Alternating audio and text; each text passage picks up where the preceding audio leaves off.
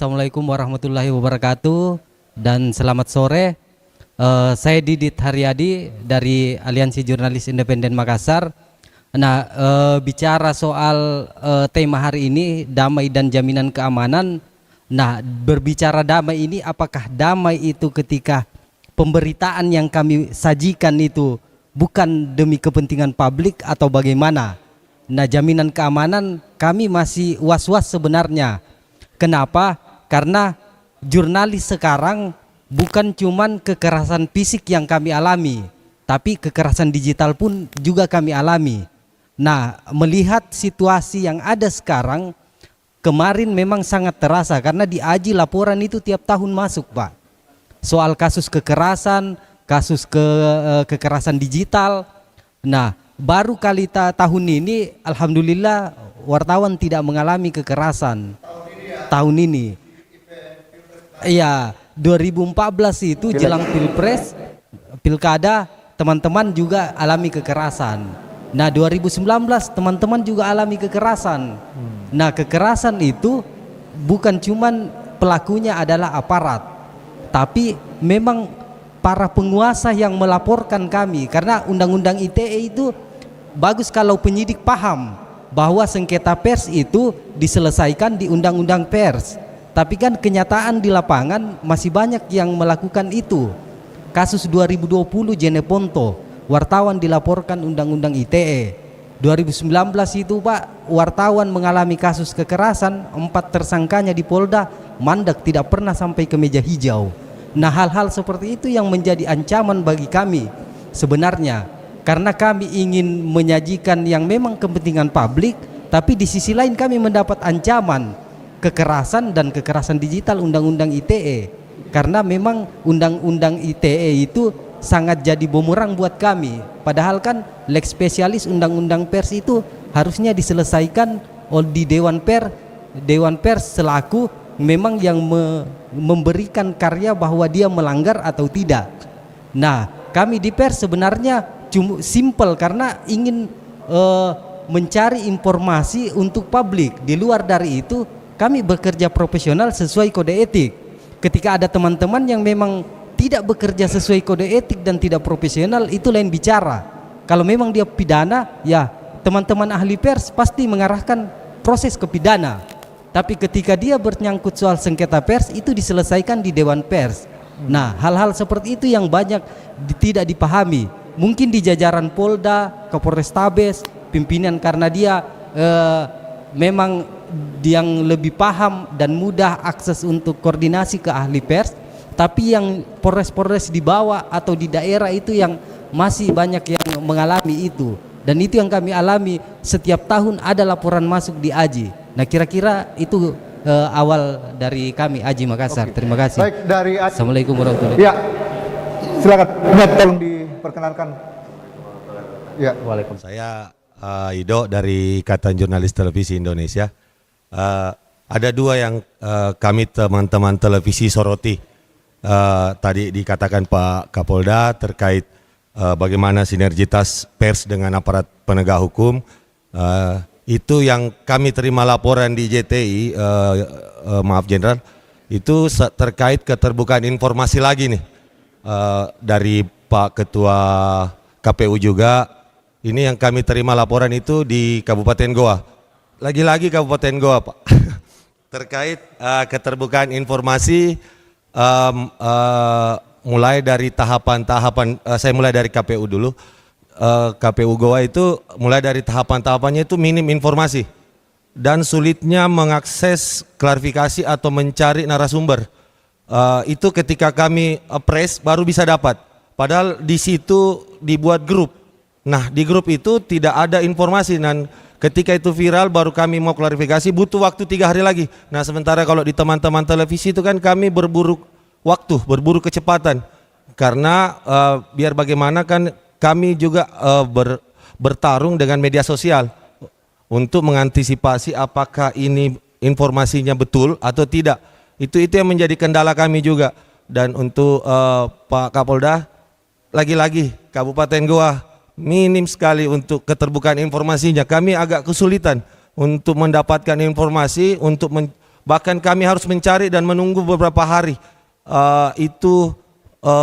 Kami harus berburu dengan media sosial, dan memang akhir-akhir ini awal-awal kemarin masih bagus, Pak.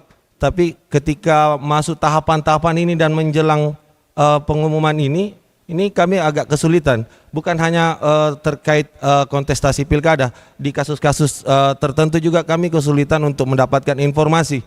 Bahkan kami selalu mengejar itu, humasnya ada, kasih humasnya ada, cuma terbatas untuk kasih humas memberikan informasi karena disuruh konfirmasi ke yang lebih paham, ke Kasatresnya. Nah, kami mengalami kebuntuan di situ untuk mendapatkan informasi karena untuk melengkapi pemberitaan kami itu kan tadi katanya Pak Kapolda, untuk sinergitas itu kan kami juga diatur oleh kode etik untuk selalu menyajikan berita itu secara cover both side. Nah, membedakan kami dengan media sosial ya itu.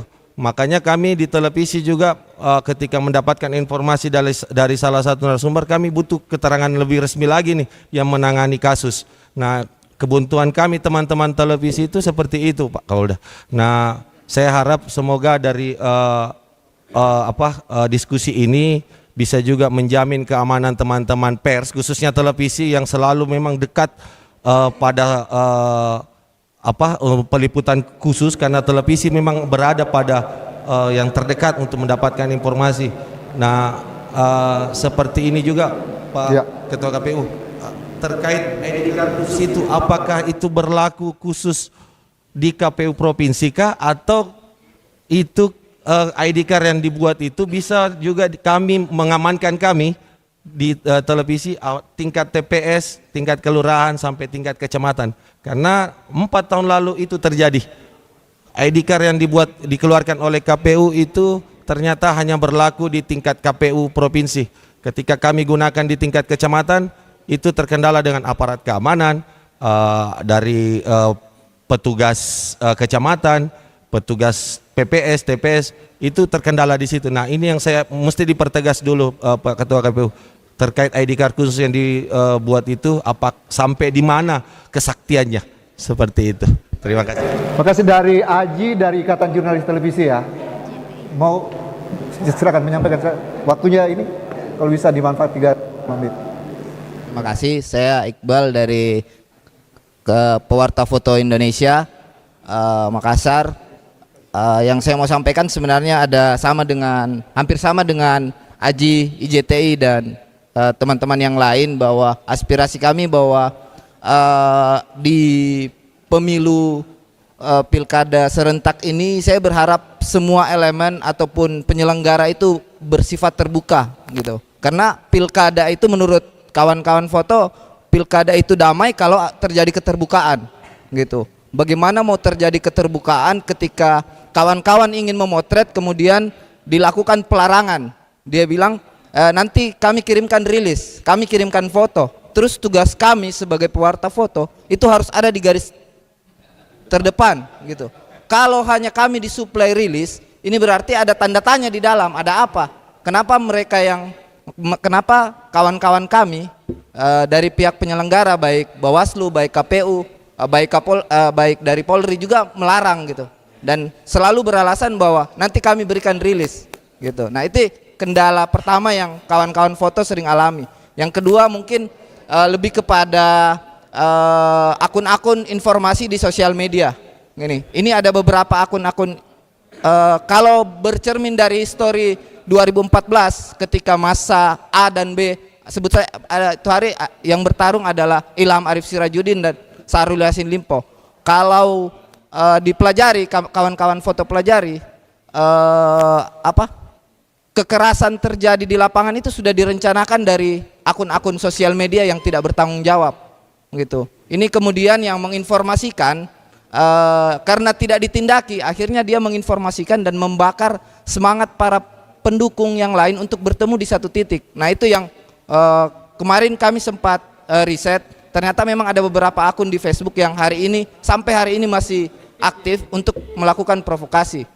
Termasuk kemarin ketika sebelum pencalonan itu ada harusnya penindakan, atau kami sudah bisa memotret ketika ada terjadi kampanye paslon paslon sih belum mendaftar, tapi ada spanduk-spanduk yang menurut kami itu sangat tidak etis dan sangat tidak menunjukkan bahwa pilkada ini baik-baik saja. Dari situ kan sudah kelihatan. Nah, karena tidak ada penindakan, akhirnya foto-foto ini menyebar gitu. Termasuk beberapa karya foto kawan-kawan kami itu dijadikan meme. Ya, nah, oke. ini mungkin untuk Pak Kapolda juga sebaiknya tim saya rasa dari Polda punya khusus untuk kriminal di dunia maya ini, mohon dijadi atensi tersendiri Pak buat informasi-informasi Ikatan Jurnalis Fotografi ya. pewarta foto Indonesia. Pewarta fotografi. Ya, mungkin itu Pak KPU. Silakan. Terima kasih. Sebelumnya saya memperkenalkan diri dulu. Nama saya Hajriana sebagai Ketua Asosiasi Media Cyber Indonesia, wilayah Sulawesi Selatan. Nah, di bawah naungan AMSI itu saya perlu jelaskan sedikit bahwa kami itu adalah asosiasi perusahaan media. Nah, berkumpulnya media-media yang terverifikasi Dewan Pers. Nah, yang pertama yang harus saya sampaikan adalah sekaitan dengan tema, yaitu jaminan keamanan bagi penyelenggara dan pers. Karena kami dari insan pers, makanya kami akan sampaikan tentang kerentanan jurnalis mengalami kekerasan dan diskriminasi. Yang pertama, pada saat melakukan peliputan di lapangan. Nah, apa yang terjadi pada saat peliputan? Yang baru-baru ini ada aduan pada saat meliput pada saat perhitungan suara. Nah, itu ada pembatasan dalam rangka meliput perhitungan suara tersebut. Nah, yang kedua, karena di sini ada Pak KPU Sulsel dan Pak Bawaslu, Ibu Ketua Bawaslu, itu kami lagi-lagi menyampaikan tentang keterbukaan informasi. Yang pertama, pada saat tahapan proses pilkada ini termasuk pengelolaan pemilihan 3 kategori Pak Bu, DPT, DPTB, dan DPK terkait langkah mitigasinya. Karena itu kami susah mendapatkan informasi yang sekaitan dengan hal tersebut. Nah, itu saja mungkin saya sampaikan. Terima kasih. Baik, terima kasih. Pertama kepada teman-teman jurnalis, kalau mungkin kita setback lagi ke belakang, pertama kali saya datang di sini, ada satu kasus yang melaporkan teman-teman jurnalis. Ini yang pertama kali saya selesaikan, yang dibawa pidana. Saya giring itu ke undang-undang pers. Silakan pers undang-undang pers yang memutuskan, lihat kalau memang di situ putuskan oleh Dewan Pers bahwa ada pidana atau pelanggaran etik, monggo tetapkan. Terus kami bereskan. Menurut kami itulah salah satu wujud komitmen Polri dalam berkolaborasi, dalam bersinergi dengan teman-teman. Kemudian yang kedua, pada saat kunjungan Bapak Wakapolri beberapa saat yang lalu, pada saat sebelum Pilpres ya, itu teman-teman media saya kumpulkan dalam satu lokasi tertentu untuk berinteraksi langsung dengan Bapak Wakapolri. Oh ya. Langsung Pak, langsung. Kemudian ada beberapa masukan pada saat itu. Ya. Susahnya berkomunikasi dengan Polres, susahnya membangun komunikasi dengan satuan kewilayahan. Lalu kami langsung mengambil satu langkah langsung pada saat itu juga Pak. Kita bikin grup teman-teman media dari situ, para kasih humas ada ya. Saya sendiri ada di dalam grup itu Pak. Artinya kalau misalnya ada pertanyaan dari teman-teman media, kalau tidak direspon oleh kasih humas, kan saya sendiri yang langsung telepon Kapolres, itu ada pertanyaan dari teman-teman media. Ya. Seperti itu Pak. Iya. Kira-kira wujud daripada kolaborasi kerjasama kami dengan teman-teman media untuk menjamin tersedianya informasi yang dibutuhkan oleh teman-teman media. Kemudian terkait dengan penyelenggaraan pilkada. Dalam kesempatan kali ini lagi kembali lagi sampaikan bahwa netralitas adalah harga mati bagi Polda sukses di dalam penyelenggaraan pilkada. Tetapi dalam kesempatan ini saya juga ingin mengajak, menyampaikan para jamaah ini nggak usah dekat-dekat di KPU, nggak usah dekat-dekat siapa. Silakanlah gunakan perangkat yang ada Tidak usah datang merayu-rayu KPU misalnya ini. Tolonglah dibantu, atau mungkin datang ke mana? Ke Polsek. Tolonglah dibantu. Karena ya kita bilang tidak ada, faktanya ada, Pak. Oh begitu. Kami rasakan itu. Ya. Kami rasakan itu. Kalau kami bilang tidak ada, munafik namanya, Pak. Faktanya ada. Dan justru itu dalam kesempatan ini kami sampaikan, tidak usah lakukan itu. Jangan hanya menuntut penyelenggara netral, kemudian Bawaslu netral, tetapi pesertanya malah cawe-cawe, berupaya. Kira-kira seperti itu yang sebagai closing statement kami. Sekali lagi, terakhir ingin saya sampaikan, saya himbau kepada seluruh calon untuk siap terpilih dan siap tidak terpilih. Bukan siap menang dan siap tidak menang. Ini bukan pertandingan. Tapi siap terpilih dan siap tidak terpilih. Tidak hanya kepada calon, tetapi juga kepada para pemilihnya atau pendukungnya. Saya kira demikian. Terima kasih. Assalamualaikum warahmatullahi wabarakatuh. Download Tribun X sekarang, menghadirkan lokal menjadi Indonesia.